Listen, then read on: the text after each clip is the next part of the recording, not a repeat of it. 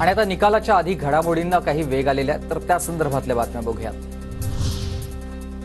बच्चू कडू यांना महायुती आणि महाविकास आघाडीच्या नेत्यांचा फोन गेला। उद्याचा निकाल पाहून बच्चू कडू भूमिका ठरवणार आहेत। सांगोल्यामध्ये शेकापचे उमेदवार बाबासाहेब देशमुख यांना महायुती आणि महाविकास आघाडीच्या नेत्यांचे फोन गेले। कार्यकर्त्यांशी चर्चा करून पाठिंब्याबाबत निर्णय घेणार, देशमुखांची माहिती। अजित पवार बारामतीमध्ये पडले तर जितेंद्र आव्हाड यांची कळवा मुंब्रामध्ये आयुष्यभर गुलामी करेल आणि जर अजितदादा विजय झाले तर आव्हाडांनी रोज सकाळी 8 वाजता वर्षा बंगल्यावर पाणी भरावं। अमोल मिटकरी यांचं जितेंद्र आव्हाड यांना आव्हान आहे। आव्हाड साहेब बोलले, माझी त्यांना चॅलेंज आहे तुमच्या चॅनलच्या माध्यमातून, दादा जर पराभूत झाले तर मी जितेंद्र आव्हाड साहेबांकडे घरगडी म्हणून कामाला राहील आणि जर दादा जिंकले तर यांनी नाही काही जमत तर म्हशीचा गोठा आहे दादांचा बारामतीला, तो साफ करायला आले तरी भरपूर आहे।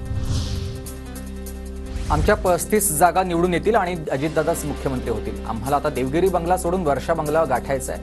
35 जागा येण्यासह स्ट्राईक रेटवर मुख्यमंत्री पद देण्याचा अमोल मिटकरी यांचा दावा आहे।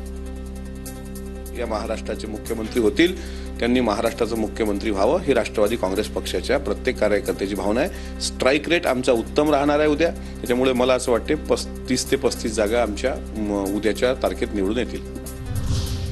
मी मुख्यमंत्री पदाचा उमेदवार आहे, जितेंद्र आव्हाड यांचं मिश्किल वक्तव्य। निकालाच्या पार्श्वभूमीवर विचारलेल्या प्रश्नावर आव्हाडांचं वक्तव्य। चांगलं वाटत नाही का? मी बोलतोय मी मुख्यमंत्री होणार ते, मला कोणाला चांगलं वाटत नाही, मला कळत नाही यार, म्हणजे दोस्तात का दुश्मनात। बाळा नांदगावकर आणि देवेंद्र फडणवीसांची भेट, महायुती सरकार येईल असं वाटतंय। सत्ता आल्यास मनसे सत्तेत सहभागी होऊ शकते, नांदगावकरांची माहिती।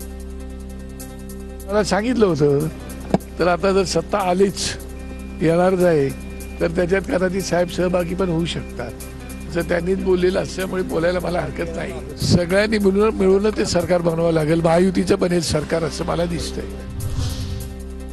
मविया 160 ते 165 जागा जिंकणार आहे। सरकार विरोधामध्ये जनतेत रोष आहे, लोकांना बदल हवाय।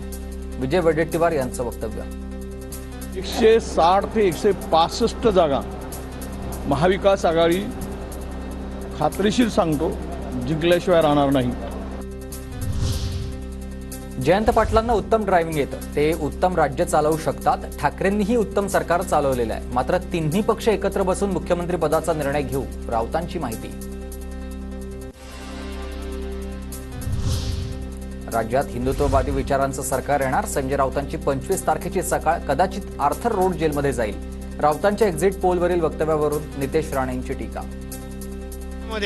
हिंदुत्ववादी विचाराचं सरकार येणं अत्यंत गरजेचं आहे। संजय राजाराम राऊतचा 25 तारीख ही कुठे उजाडेल आतापर्यंत त्याच्या शुद्धीत नाही किंवा त्याला विश्वास नाही। कदाचित आर्थर रोड जेलमध्ये 25 तारीख सकाळी उजाडू शकते।